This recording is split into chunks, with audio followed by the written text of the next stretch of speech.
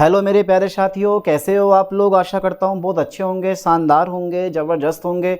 जो छात्र छात्राएं 9, 10, 11, 12 कक्षा में वो इस योजना का फ़ायदा उठा सकते हैं।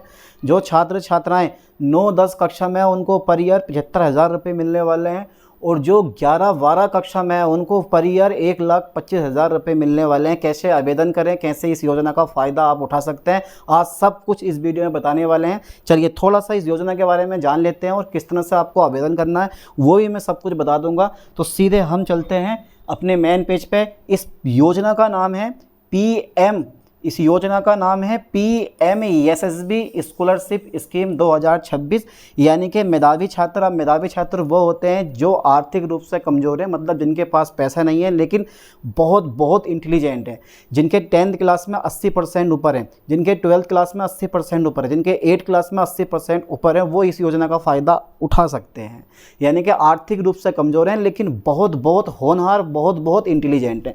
चलिए अब इस योजना के बारे में देख लेते हैं। पहले ये योजना होती क्या है, ये योजना होती क्या है इसके बारे में हम थोड़ा सा जान लेते हैं। ठीक है, देखो पूरा नाम जो है ना इसका वो है PM young achievers scholarship award scheme for vibrant India. PMSSB के नाम से ये जानी जाती है।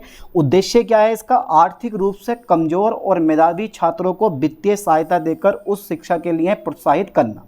यानी कि आर्थिक रूप से कमज़ोर और मेधावी छात्र, मतलब होनहार इंटेलिजेंट छात्र को वित्तीय सहायता देकर उस शिक्षा के लिए प्रोत्साहित करना। लक्ष्य क्या है, कक्षा 9वीं से 12वीं और तुम्हारे पास ग्रेजुएशन स्तर तक प्रतिभावान विद्यार्थियों को कवर करना। मतलब 9, 10, 11, 12 और जो ग्रेजुएट होने वाले हैं, जैसे आपने IIT में एडमिशन लिया है, आपने IIM में एडमिशन लिया है, MBBS में एडमिशन लिया है, BTech में एडमिशन लिया है, उन सब के लिए ये योजना बनी है और वो सब लोग इस योजना का फ़ायदा आप उठा सकते हैं।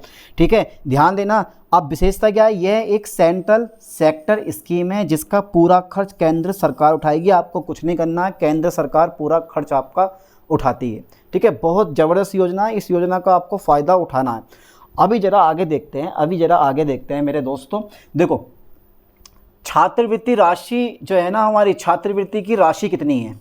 अब ध्यान देना, कक्षा 9वीं और 10वीं को यानी कि अगर आप क्लास 9 और 10 में हैं तो आपको 75,000 रुपये प्रति वर्ष मिलेंगे, और अगर आप कक्षा 11, 12 में हैं तो आपको 1,25,000 रुपये प्रति वर्ष मिलने वाले हैं।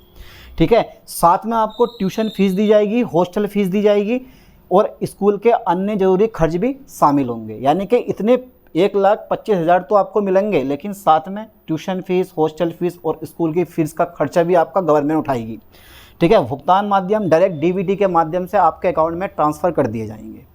डायरेक्ट DBT के माध्यम से आपके अकाउंट में ट्रांसफ़र कर दिए जाएंगे, कोई झंझट नहीं, जिसे बोलते हैं नो झंझट। चलिए नेक्स्ट देखते हैं। श्रेणी देखो, अब कौन आवेदन कर सकता है, ये बहुत ज़रूरी पॉइंट है भाई। कौन आवेदन कर सकता, जरा ध्यान देना। छात्र जो OBC वाले हैं, OBC में अन्य पिछड़ा वर्ग, या जो EBC वाले हैं, या जो DNT वाले हैं, वो लोग आवेदन कर सकते हैं। दूसरा पॉइंट यह है, छात्र सरकार द्वारा चयनित टॉप क्लास स्कूल में नामांकित होना चाहिए। ये मायने नहीं रखता कि आपने क्लास 8 किस स्कूल से पास की है, ये मायने नहीं रखता कि आपने क्लास 10 किस स्कूल से पास किया, ये मायने नहीं रखता कि आपने क्लास 12 किस स्कूल से पास की है। ठीक है, मायने ये रखता कि आपने किस स्कूल में एडमिशन लिया है। तो देखो सबसे पहला पॉइंट ये है कि अगर आपको इस योजना का फ़ायदा उठाना है, ठीक है, तो जो गवर्नमेंट कॉलेज होते हैं ना, GOVT, जितने भी हमारे गवर्नमेंट कॉलेज होंगे उनमें आपको एडमिशन ले लेना है, चाहे आपके ज़िले में हो। ठीक है, दूसरा KV केंद्रीय विद्यालय, तीसरा नवोदय विद्यालय। ठीक है, अगर आप 9th में या 11th में एडमिशन लेने की सोच रहे हैं तो सबसे पहले गवर्नमेंट कॉलेज जो कि हमारे ज़िले में मिल जाते हैं। ठीक है, केंद्रीय विद्यालय और नवोदय विद्यालय में एग्ज़ाम के आधार पर जो है वो एडमिशन होते हैं। तो बहुत से कम बच्चे ऐसे होते हैं जिनका यहाँ पे एडमिशन हो पाता है, लेकिन आप सरकारी कॉलेज में एडमिशन अगर आपका है तो इस योजना का फ़ायदा उठा सकते हो, ये ध्यान देना आपको। ठीक है, तो छात्र सरकार द्वारा चयनित टॉप क्लास स्कूल में नामांकित होने चाहिए, जैसे हमारे सरकारी स्कूल, केंद्रीय विद्यालय और नवोदय विद्यालय। ठीक है, अब देखो छात्र को किसी अन्य सरकारी छात्रवृत्ति योजना का लाभ ना मिल रहा हो। सिंपल सी बात है, अगर आपने 9th में एडमिशन लिया या 11th में एडमिशन लिया तो आप किसी भी स्कॉलरशिप का लाभ नहीं ले रहे होंगे और आप इस योजना के लिए अप्लाई कर सकते हैं। ठीक है, चलिए, पिछली फाइनल परीक्षा में न्यूनतम अंक प्रतिशत या उत्तीर्ण होना आवश्यक है, तो बिना पास हुए आप ये स्कॉलरशिप का फ़ायदा नहीं उठा सकते हैं। आगे बढ़ते हैं। ठीक है, देखो ज़रा ध्यान देना, पारिवारिक आय सीमा। देखो पारिवारिक आय सीमा जो है ना वो 2.5 लाख से ऊपर नहीं होनी चाहिए, 2.5 लाख से ऊपर नहीं होनी चाहिए। मैंने क्या बताया, सरकारी कॉलेज, केंद्रीय विद्यालय, नवोदय विद्यालय या उच्च श्रेणी के प्राइवेट कॉलेज अगर हैं तो उनमें अगर आपने एडमिशन लिया है तो आप फॉर्म भरकर इस योजना का फ़ायदा उठा सकते हो। लगभग 90% चांस होते हैं कि आपको ये स्कॉलरशिप मिल जाए। और अब वो अपने ज़िले में वो कौन कौन से कॉलेज ऐसे हैं जहाँ पर स्कॉलरशिप यानी कि ये मिल सकती है, तो वो आप इसकी ना साइड होती है, बहुत लास्ट में बताऊंगा मैं, वहाँ जाकर आप देख सकते हो कि कौन कौन से कॉलेज हैं हमारे ज़िले के अकॉर्डिंग जिनमें अगर हमने एडमिशन लिया और हमें फ़ायदा ये मिल जाएगा। चलिए आगे देखते हैं। बस इतनी ही है, 2.5 लाख से ऊपर नहीं होनी चाहिए। अब इस चीज़ को प्रूफ करने के लिए आपके पास आय की पुष्टि के लिए राज्य सरकार द्वारा जारी आय प्रमाण पत्र आपके पास होना चाहिए। ये सभी के पास होते हैं, जाति प्रमाण पत्र, स्थायी प्रमाण पत्र और आय प्रमाण पत्र, आधार कार्ड, बैंक की पासबुक, ये सभी के पास होते हैं आज के टाइम में। चलिए आगे बढ़ते हैं। ठीक है, अब देखो आवश्यक दस्तावेज कौन कौन से होंगे जो मैंने बताया। एक तो आपके पास आधार कार्ड होना चाहिए, जाति प्रमाण पत्र होना चाहिए, पिछली कक्षा की मार्कशीट आपके पास होनी चाहिए, और जिस कॉलेज में आपने एडमिशन लिया है, जिस स्कूल में आपने एडमिशन लिया है उसकी फीस रसीद या कोई सर्टिफिकेट होना चाहिए, और आय व बैंक का विवरण यानी कि आय प्रमाण पत्र और पासबुक आपके पास होनी चाहिए। ये सभी के पास होते हैं लगभग, इसके बारे में मैं ज़्यादा बताने वाला हूँ नहीं।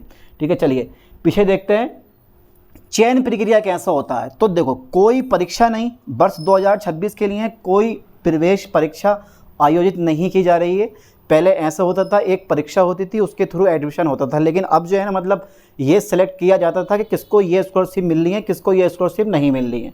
तो 2026 के लिए कोई अलग प्रवेश परीक्षा आयोजित नहीं की जाएगी, सीधे मेरिट लिस्ट यानी कि आपको कोई परीक्षा नहीं देनी है, आपके नंबर के आधार पर आपको ये स्कॉलरशिप दी जाएगी। यानी कि अगर किसी बच्चे के मान लो 8 क्लास में 60% है और एक बच्चे के 70% है तो कोई एग्ज़ाम तो होने वाला है नहीं, तो इसको ये स्कॉलरशिप नहीं मिलेगी, इसको मिल जाएगी। अगर किसी बच्चे के 80% है तो इसको ये स्कॉलरशिप मिल जाएगी, किसी बच्चे के 90% है तो इसको ये स्कॉलरशिप मिल जाएगी। ठीक है, तो मेरिट लिस्ट के आधार पर क्या होना है, आपका चयन होना है। ठीक है, ये ध्यान देना। चलिए नेक्स्ट देखते हैं। ठीक है, पोर्टल लिस्टिंग, छात्र का स्कूल नेशनल स्कॉलरशिप पोर्टल पर शॉर्ट लिस्ट होना चाहिए। जो मैंने बताया था आपको, एक तो सरकारी कॉलेज होते हैं, केंद्रीय विद्यालय होते हैं, और दूसरा तो हमारे पास नवोदय विद्यालय, ये सब होते हैं, और बड़े बड़े प्राइवेट कॉलेज भी इस श्रेणी में आते हैं। तो आप चेक कर लेना कि हमारा कॉलेज है या नहीं है, उसके बाद ही आप फॉर्म भरना। अगर कॉलेज आपके पास इस NSP साइट पर नहीं है, अगर NSP साइट पर आपका कॉलेज नहीं है तो आप फॉर्म मत भरना, क्योंकि आपको ये स्कॉलरशिप नहीं मिलेगी। चलिए आगे देखते हैं। महत्वपूर्ण तिथियां, ध्यान देना, महत्वपूर्ण तिथियां। 1 जून को ये योजना स्टार्ट हुई थी, यानी कि 1 जून 2026 से फॉर्म भरे जा रहे हैं, और 31 अक्टूबर 2026 लास्ट डेट है फॉर्म भरने की। बाकी इसे पढ़ने की ज़रूरत ही नहीं है, मैं सीधे जो है ना मैं सीधे पेज 2 पर चलता हूँ, क्योंकि यार पेज 2 रह गया है हमारा। ठीक है, चलिए अब आगे देखते हैं। देखो 2026 का सबसे ज़रूरी बदलाव क्या हुआ है, प्रवेश परीक्षा पूरी तरह समाप्त कर दी गई है। पहले इस स्कॉलरशिप के लिए प्रवेश परीक्षा होती थी, लेकिन अब नहीं होगी। सीधे देखो, इससे इस योजना के लिए NTA द्वारा एक अलग प्रवेश परीक्षा ली जाती थी, लेकिन 2026 में प्रवेश परीक्षा को पूरी तरह खत्म कर दिया गया। अब चयन प्रक्रिया पूरी तरह पारदर्शी और आसान की गई है, यानी कि 100% मेरिट के आधार पर क्या होगा, आपका सिलेक्शन होगा, यानी कि ये स्कॉलरशिप आपको दी जाएगी। कक्षा 9वीं की स्कॉलरशिप के लिए पात्रता नियम, क्योंकि बता दूं यार ये भी बड़ा ज़रूरी है। देखो कक्षा 8वीं की फाइनल मार्क्स, कक्षा 9वीं में स्कॉलरशिप पाने के लिए कक्षा 8वीं के फाइनल मार्क्स और प्रतिशत मुख्य रूप से देखे जाएंगे। ठीक है, जितने ज़्यादा होंगे उतने चांस मिलेंगे आपको। देखो न्यूनतम अंक सीखा, आपके 8वीं कक्षा में कम से कम 60% अंक होना अनिवार्य है। मेरिट आधारित चयन, आपकी मेरिट जितनी शानदार होगी स्कॉलरशिप मिलने के चांस उतने ही अधिक होंगे। समझ गए, यानी कि आपके मार्क्स जितने अच्छे होंगे, ठीक है, ये स्कॉलरशिप पाने का मौका भी आपके पास उतना अच्छा होगा। आसान प्रक्रिया, परीक्षा के झंझट से मुक्ति मिलने से अब होनहार विद्यार्थियों के लिए स्कॉलरशिप प्राप्त करना और भी सुगम हो गया। चलिए आगे देखते हैं। देखो स्कूलों के प्रकार, मैंने क्या बताया था, देखो प्रतिष्ठित सरकारी स्कूल, आपके ज़िले के उत्कृष्ट सरकारी स्कूल, उत्कृष्ट मतलब जो बड़े सरकारी स्कूल होते हैं, ठीक है। केंद्रीय विद्यालय और जवाहर नवोदय विद्यालय के मेधावी छात्र इस योजना के तहत लाभान्वित हो सकते हैं। टॉप प्राइवेट स्कूल, आपके शहर में बड़े बड़े कॉलेज होते हैं, बड़ा बड़ा नाम होता है, वो अगर उस स्कूल में आपका एडमिशन है तो भी आपको ये स्कॉलरशिप मिल जाएगी, क्योंकि बड़े प्राइवेट स्कूल, ठीक है, बाकी सभी में नहीं मिलती है। चलिए, कॉलेज स्तर की योजना। अब देखो, पात्रता एवं कोर्स किसके लिए? 12वीं के पास करके प्रतिष्ठित कॉलेज यूनिवर्सिटी जिन्होंने IIT में एडमिशन लिया, IIM में, NIT में, AIMS से प्रमुख डिग्री कॉलेज में एडमिशन लेने वाले छात्र, इनको भी स्कॉलरशिप मिलती है। ये graduation, post graduation, BTech, MBBS, MBA व कमर्शियल पायलट ट्रेनिंग, इनको भी ये स्कॉलरशिप मिलती है। मिलने वाली वित्तीय राशि, ध्यान देना, फीस व खर्चे, पूरी कॉलेज की फीस और रहने का खर्च किनके लिए? इन लोगों के लिए जो कि IIT में, IIM में, AIIMS में, MBBS में, BTech में एडमिशन लेते हैं। बिल्कुल देखो, पूरी कॉलेज फीस और रहने का खर्च है। किताबें में, लैपटॉप भी, यानी कि प्रति महीना, यानी कि प्रति वर्ष 5,000 रुपये किताबों के लिए, और लैपटॉप खरीदने के लिए 45,000 रुपये आपको गवर्नमेंट देगी, यानी कि टोटल 50,000 रुपये लगा लो, पूरा खर्चा गवर्नमेंट करती है। चलिए आगे देखते हैं। अपात्रता की शर्तें, कौन कौन इस योजना का फ़ायदा नहीं उठा सकता? एक तो यदि परिवार की कुल वार्षिक आय 2.5 लाख से अधिक है तो वो इस योजना का फ़ायदा नहीं उठा सकता। अन्य छात्रवृत्ति का लाभ, यदि कोई छात्र पहले से छात्रवृत्ति ले रहा है तो वो भी इस योजना का फ़ायदा नहीं उठा सकता। यदि आप आवेदक OBC, EBC या DNT श्रेणी के अंतर्गत नहीं आते हैं तो भी आप इसका फ़ायदा नहीं उठा सकते हैं। गैर मान्यता प्राप्त संस्थान, यदि छात्र सरकार द्वारा एम्प्लॉयड या टॉप क्लास स्कूल के अलावा अन्य साधारण स्कूलों में अध्ययनरत है तो वो भी इस योजना का फ़ायदा नहीं उठा सकते हैं। ठीक है, चलिए आगे देखते हैं। बस लास्ट है, इससे ज़्यादा हम नहीं कर रहे हैं। धन्यवाद आपका बहुत बहुत, आपने हमारी वीडियो देखी।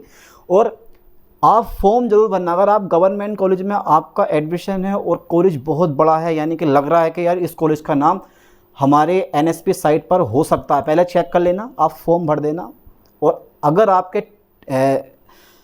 10th क्लास में या 12th क्लास में या फिर 9th क्लास में 80% से ऊपर है तो ये स्कॉलरशिप प्राप्त करने के चांस बहुत ज़्यादा बढ़ जाते हैं। ठीक है, आई होप कि आप आवेदन करेंगे और इस स्कॉलरशिप का फ़ायदा उठाएंगे। मिलते हैं नेक्स्ट वीडियो में। थैंक्स।